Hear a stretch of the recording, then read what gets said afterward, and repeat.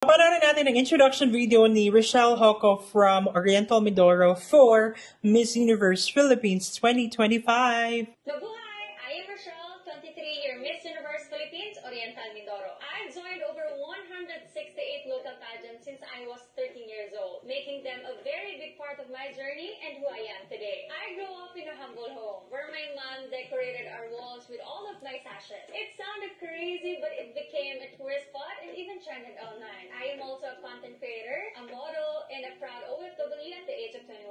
Oriental Mindoro or the Philippines, I am ready to conquer the universe. Love it.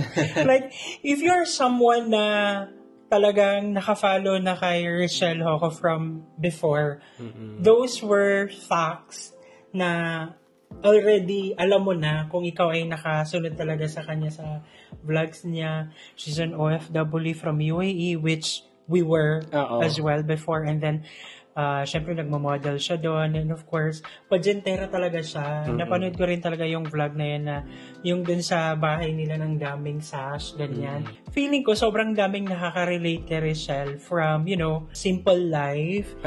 Nangarap siya. Ang dami din talagang mga pageanterang kabataan ngayon. And somehow, yung pangarap na yon na puput aside, nasa-set aside kasi we need to, you know, find a stable job.